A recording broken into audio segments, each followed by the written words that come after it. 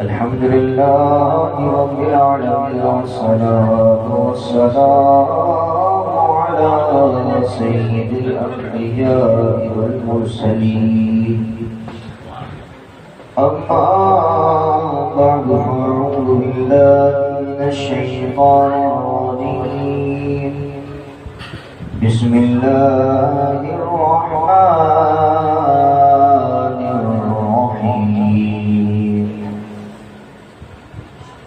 والضحى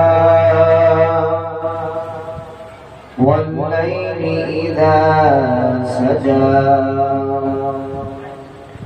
آمنت بالله صدق الله العظيم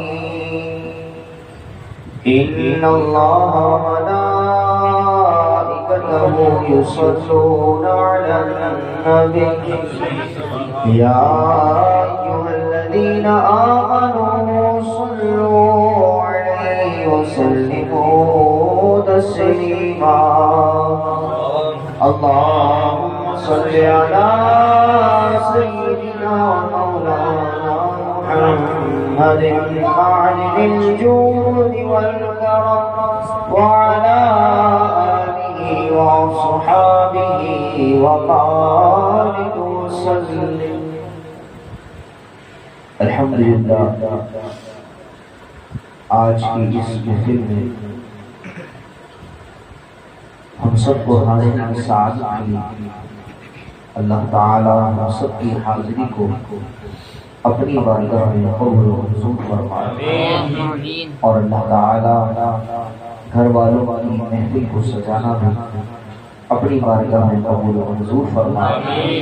اس محفل پاک کی برکت سے اللہ تعالیٰ اس گھر کی بے برکتی کو دور فرمائے،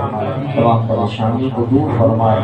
اور اللہ تعالیٰ اس بابرکت محفل کی ہم سب کو بھی برکت سعادت نصیب فرمائے. جو ایام گزر رہے ہیں آپ سب جس سے بخوبی واقف ہوں گے کہ ہمارے آقا دو جہاں مالک دو جہاں حضرت محمد مصطفیٰ صلی اللہ علیہ وسلم ہمارے آخری نبی ہیں اور ہمارے آخری نبی صلی اللہ علیہ وسلم کی شان پر مسلسل حملے کی جا رہے ہیں اور معاذ اللہ مسلمانوں کے ایمان کو ایک بار پھر آزمایا جا رہا ہے کہ یہ مسلمان جس نبی کا کلمہ پڑھتا ہے اس نبی کے ساتھ کی کیسی محبت کرتا ہے اور جو حاسد ہوتا ہے جو حسد کرنے والا ہوتا ہے وہ جس سے حسد کرتا ہے نا اس کی تعریف کو پسند نہیں کرتا. اگر وہ مخصوص شخص جس سے وہ حسد کرتا ہے کسی محفل میں اگر اس کا کوئی چاہنے والا آ جائے اس سے محبت کرنے والا آ جائے اور اس کے شان سے متعلق کچھ تاریخی کلمات بیان کرے تو وہ جل بھول جاتا ہے کہ میں تو اس کی برائیاں کرتا رہتا ہوں، میں اس کی شان پر حملے کرتا رہتا ہوں، میں اسے برا بھلا کہتا رہتا ہوں اور یہ میرے گلے پر پانی پھیر رہا ہے، یہ اس شخص کی تعریف بیان کر رہا ہے. تو مطلب یہ ہے کہ جو بھی حاسدین ہوتے ہیں جو بھی حاسد ہوتا ہے وہ جس شخص سے حسد کرتا ہے اس کی تعریف کو کبھی بھی پسند نہیں کرتا. تو ہمارے نبی صلی اللہ علیہ وسلم کی جب توہین کی جا رہی ہے تو ہمارا یہ ایمانی تقاضا بھی ہے کہ ہم اور بڑھ کر شان مصطفیٰ بیان کریں، ہم اور شان مصطفیٰ کے چرچے کریں. اس کا فائدہ یہ بھی ہوگا کہ ان کا زخم مزید تازہ ہو جائے گا، ان کے زخم پر نمک چھڑکنے کی طرح ہو جائے گا۔ معاذ اللہ یہ بدبخت ہمارے نبی صلی اللہ تعالی علیہ وسلم کے خاکے بنا رہے ہیں۔ ایک مسلمان اس بات کا تصور بھی نہیں کر سکتا کہ معاذ اللہ ہمارے نبی صلی اللہ تعالی علیہ وسلم کے خاکے بنائے جائیں۔ ہمارے نبی صلی اللہ تعالی علیہ وسلم کے ساتھ وہ لفظ اچھا لگتا ہی نہیں ہے، ہمارے نبی صلی اللہ تعالی علیہ وسلم کے شان کے لائق ہی نہیں ہے، اور یہ بدبخت ہمارے نبی صلی اللہ تعالی علیہ وسلم کے کارٹون بنائے۔ یہ بدبخت بھول چکے ہیں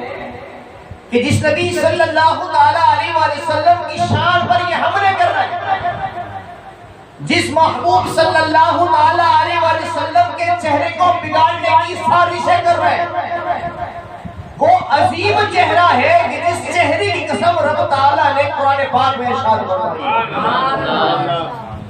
یہ جہاں بنانے والا، ایک کافروں تمہیں پیدا کرنے والا بھی ہمارا رب ہے، اور ہمارے رب نے ہماری کتاب میں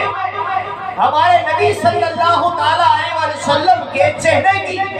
قسم ارشاد فرمائی اور فرمایا والضحیٰ، اے محبوب تیرے چہرہ زیبا کی قسم۔ تو پیارے محبوب صلی اللہ تعالی علیہ وسلم کا جو چہرہ بگاڑنا چاہتا ہے، جو پیارے محبوب صلی اللہ تعالی علیہ وسلم کے چہرے کا مذاق بنانا چاہتا ہے، وہ انشاءاللہ دنیا دیکھے گی کہ اس کے بھی چہرے کا مذاق بنایا جائے گا، اور اس کا چہرہ ایسا بگڑے گا کہ دنیا اس کی پہچان رکھے گی کہ یہ ہے پیارے محبوب کی شان میں توہین کرنے والا۔ دیکھو جب اس کی موت کا وقت آیا، مرزا قادیانی کا حال یاد ہے نا، جب اس نے پیارے محبوب کی شان پر حملہ کیا، پیارے محبوب کی ختم نبوت کو چھٹلایا، خود کو نبی کہا، تو WC کے اندر اس کی موت ہوئی۔ جہاں پاخانہ جاتا ہے، پاخانے کے اوپر اس کی موت ہوئی، اور اس کے منہ سے پاخانہ نکلتا تھا۔ ایسی عبرتناک موت ہوتی ہے۔ جو بھی پیارے محبوب صلی اللہ تعالی علیہ وسلم کی شان پر بھونکتا ہے تو اللہ تعالیٰ اسے حقیقت میں کتا بنا دیتا ہے۔ پیارے محبوب صلی اللہ تعالی علیہ وسلم کوئی عام انسان نہیں ہے، انہی کی وجہ سے اللہ تعالیٰ نے اس جہاں کو تخلیق فرمایا۔ ان کافروں کو پیدا کرنے والا بھی رب تعالیٰ ہے۔ تو آج بھی وقت ہے پیارے محبوب صلی اللہ تعالی علیہ وسلم کی شان پر حملہ کرنا چھوڑ دیں، پیارے محبوب صلی اللہ تعالی علیہ وسلم کی توہین کرنا چھوڑ دیں، چاہے وہ اپنے آپ کو مسلمان کہلانے والا ہے یا چاہے اپنے آپ کو کافر کہلانے والا ہے۔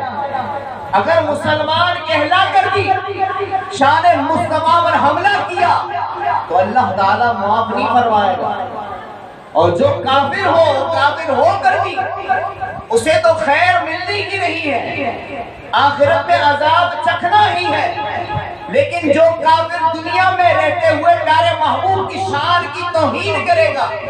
پیارے محبوب کی ذات کی توہین کرے گا، اللہ تعالیٰ دنیا میں ہی اسے عبرت کا نشانہ بنا دیتا ہے۔ تو پیارے محبوب صلی اللہ تعالی علیہ وسلم کے خاکے بنانے والے اس بات کو غور سے سن لیں کہ میرے محبوب صلی اللہ تعالی علیہ وسلم کی شان تو یہ ہے کہ حسن یوسف پر مصر میں عورتوں نے اپنی انگلیوں کو کاٹ لیا تھا، لیکن پیارے محبوب کی شان یہ ہے حسن یوسف پہ کٹی مصر میں انگشتیں زنا۔ مصر کے بازار میں حضرت یوسف علیہ السلام کے حسن میں مستغرق ہو کر ان عورتوں نے اپنی انگلیوں کو کاٹا۔ عاشق ساجد کیا جھوم کر کہتا ہے، سر کٹاتے ہیں تیرے نام پہ مردانے آتے ہیں۔ ان کا تو حسن دیکھ کر انہوں نے انگلیوں کو کاٹا۔ میرے محبوب کا تو نام ہی ایسا ہے، ذات کی تو بات ہی نہیں ہے۔ ذات کی تو ہم بات ہی نہیں کر سکتے، میرے محبوب کا تو نام ایسا ہے کہ جب میرے محبوب کے نام پر بات آتی ہے تو سب سے پہلے عاشق اپنی گردن کٹانے کے لیے تیار ہو جاتا ہے۔ ذات کی بات تو ہم کر ہی نہیں سکتے، میرے نبی کے نام کی شان کی جدا گانا ہے کہ جب میرے محبوب کے نام پر کوئی بھی آ جاتی ہے سب سے پہلے یہ عاشق کھڑا ہوتا ہے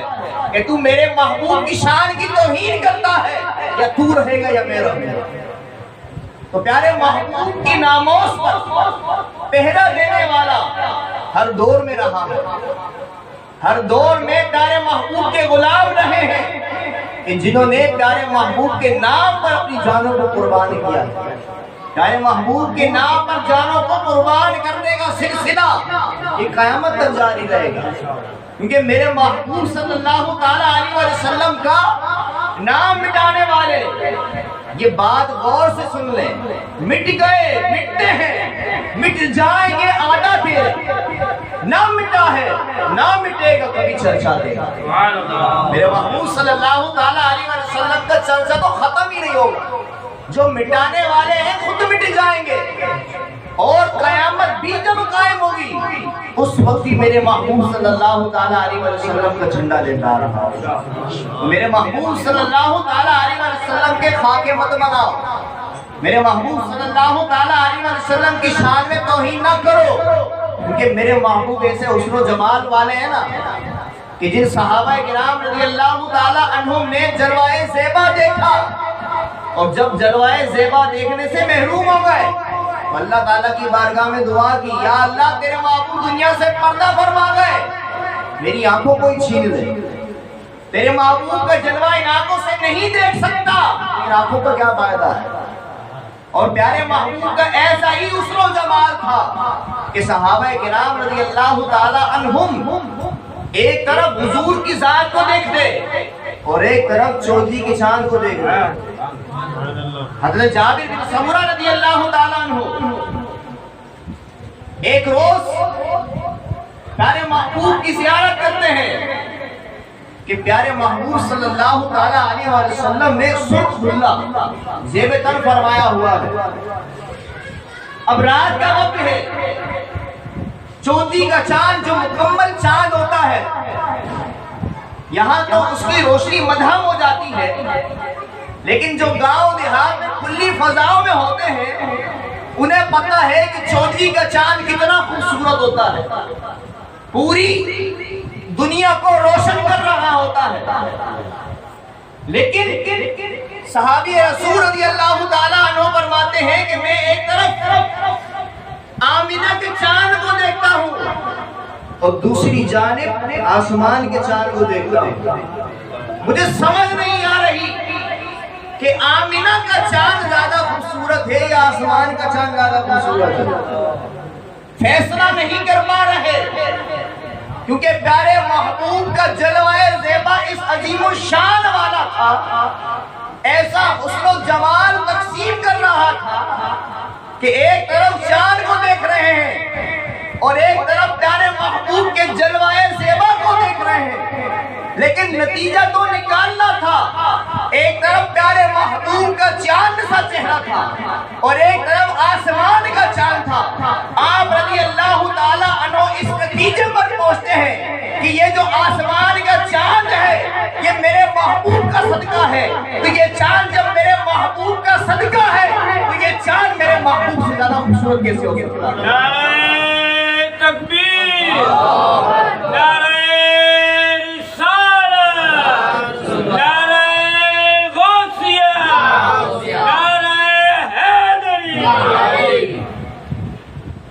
شان کے ساتھ آپ مقابلہ فرما رہے ہیں اور نتیجہ یہی نکلتا ہے کہ میرے محبوب صلی اللہ تعالیٰ علیہ وسلم اس چمکتے ہوئے چاند سے زیادہ خوبصورت ہے۔ تو پیارے محبوب صلی اللہ تعالیٰ علیہ وسلم کا چہرہ زیبا اسی شان والا تھا۔ انہی صحابی رسول رضی اللہ تعالیٰ عنہ سے پوچھا گیا کیا پیارے محبوب کا چہرہ تلوار کی طرح چمکتا تھا؟ کہ جو تلوار ہوتی ہے نا جب اس کی دھار لگی ہوتی ہے تو بڑی شائننگ ہوتی ہے اس کے اندر، اس کے اندر بڑی چمک ہوتی ہے. اسی لیے پوچھا کہ تم پیارے محبوب کے جلوائے زیبا کا تذکرہ کرتے ہو کہ حضور صلی اللہ تعالیٰ علیہ وسلم کا چہرہ چمکدار تھا، تو کیا تلوار کی دھار کی طرح چمکدار تھا؟ آپ رضی اللہ تعالیٰ عنہ فرماتے ہیں تلوار کی دھار کی طرح چمکدار نہیں تھا، بلکہ میرے محبوب کا چہرہ تو چاند کی طرح چمکدار تھا. اسی لیے تو صحابی رسول جو سب سے پہلے نعت وہ صحابی ہیں حضرت حسان بن ثابت رضی اللہ تعالیٰ عنہ. انہوں نے ایسی ثناخوانی فرمائی کہ آج تک اس نعت کو گنگنایا جا رہا ہے، آج تک اس نعت کو پڑھا جا رہا ہے. ہم تو نعت پڑھتے ہیں نا خیالات سے، اپنی سوچوں کے ساتھ. جو شاعر نے لکھ دیا ہمارے دل کی وہ کیفیت بنتی ہے یا نہیں بنتی، یہ ہر ایک کا اپنا اعتبار ہے. لیکن جن صحابہ کرام نے نعت لکھی نا پیارے محبوب کی ذات کو دیکھ کر لکھی، پیارے محبوب کا جلوہ زیبا دیکھ دیکھ کر نعت مصطفیٰ لکھی ہے. تو سوچئے کہ آج بھی اگر ہم نعت سنتے ہیں تو جھوم جاتے ہیں. تو جن صحابہ کرام رضی اللہ تعالیٰ عنہ نے ذات مصطفیٰ کو دیکھ کر نعت لکھی ہوگی، اس نعت کا عالم کیا ہوگا؟ آپ نعت مصطفیٰ یوں بیان کرتے ہیں وَأَحْسَنُ مِنْكَ لَمْ تَرَ قَطُّ عَيْنِي، یا رسول اللہ آپ سے زیادہ حسین میری آنکھ نے نہیں دیکھا. اور آگے ایک اور خوبصورت نعت پیش کرتے ہیں اور اپنے سوال کا جواب بھی دیتے ہیں اور فرماتے ہیں وَأَجْمَلُ مِنْكَ لَمْ تَلِدِ النِّسَاءُ، آپ سے زیادہ میں خوبصورت دیکھتا بھی کیسے؟ کسی ماں کی مجال ہی نہیں ہے آپ سے زیادہ خوبصورت پیدا کر سکتے. آپ سے زیادہ خوبصورت تو کسی ماں نے پیدا ہی نہیں کیا ہے. خلقت مبرأ من کل عیب، اللہ تعالیٰ نے تو آپ کو ہر برائی سے پاک پیدا فرمایا ہے اور فرمایا کأنک قد خلقت کما تشاء، آپ کو تو اللہ تعالیٰ نے اس شان سے پیدا فرمایا ہے جیسا آپ چاہتے ہیں. آپ کی جیسی چاہت تھی، آپ کی جیسی خواہش تھی، اللہ تعالیٰ نے اسی شان کے ساتھ آپ کو پیدا فرمایا ہے. اب آپ خود سوچئے یہ وہ صحابہ کرام رضی اللہ تعالیٰ عنہ ہیں کہ جنہوں نے ذات مصطفیٰ کو دیکھ کر نعت لکھی ہے اور آج بھی اس نعت سے فیض حاصل کیا جا رہا ہے. اس نعت سے اس شاگان رسول اپنے دل کی تسکین کرتے ہیں، دل کو راحت پہنچاتے ہیں کہ ہم تو نعت پڑھتے ہیں، لیکن جب صحابہ کرام رضی اللہ تعالیٰ عنہ کی لکھی ہوئی نعت پڑھیں گے سنیں گے اس کا لطف ہی کچھ اور ہوگا. تو پیارے محبوب صلی اللہ تعالیٰ علیہ وسلم کے جلوہ زیبا پر تو گفتگو کی ہی نہیں جا سکتی، کیونکہ صحابہ کرام رضی اللہ تعالیٰ عنہ فرماتے ہیں ہمیں کوئی خوبصورت لگتا ہے نا تو ہم اس کے جلوے میں گم ہو جاتے ہیں. کبھی ایسی خوبصورت چیز نظر آ جاتی ہے انسان صدمے میں پڑ جاتا ہے، اسے ہلانا پڑتا ہے جناب کہاں کھو گئے. تو پیارے محبوب کا تو جلوہ زیبا ایسا تھا، صحابہ کرام رضی اللہ تعالی عنہ فرماتے ہیں کہ ہم جی بھر کے دیدار مصطفیٰ بھی نہیں کر سکتے، کیونکہ چہرہ مصطفیٰ میں ایسی نورانیت تھی کہ اگر ہم آنکھوں کو جما کر دیکھتے تو ہمیں اس بات کا ڈر تھا کہ کہیں ہماری آنکھیں ہی ضائع نہ ہو جائیں، کہیں ہماری آنکھیں ہی ضائع نہ ہو جائیں. اب اندازہ ہے یہ حسن مصطفیٰ کا عالم کیا ہوگا. یہ چہرہ مصطفیٰ کی تو بات ہی جدا گانا ہے نا. میرے محبوب صلی اللہ تعالیٰ علیہ وسلم جب مسکراتے تھے، پیارے محبوب جب مسکراتے تھے اگر اندھیرا ہوتا تھا تو روشنی ہو جاتی. میرے محبوب صلی اللہ تعالیٰ علیہ وسلم جب مسکراتے، پیارے محبوب صلی اللہ تعالیٰ علیہ وسلم کے دندان مبارک تھوڑا تھوڑا سا گیپ تھا، تھوڑی تھوڑی سی جگہ خالی تھی، لیکن وہ جگہ ایسی خالی نہیں تھی، ہماری طرح خالی نہیں تھی کہ بدنما لگے. میرے محبوب صلی اللہ تعالیٰ علیہ وسلم کی ان مبارک دندان کی جگہوں سے جب بھی میرے محبوب مسکرائے ہمیشہ ہمیشہ نور ہی نکلا کرتا تھا۔ تو میرے محبوب کے دندان کا یہ عالم ہے، تو سوچئے رخسار کا عالم کیا ہوگا؟ رخسار کا تو بیان ہی نہیں ہے۔ تو یہ کافر سن لیں، میرے محبوب کی شان کی تم توہین کرتے ہو،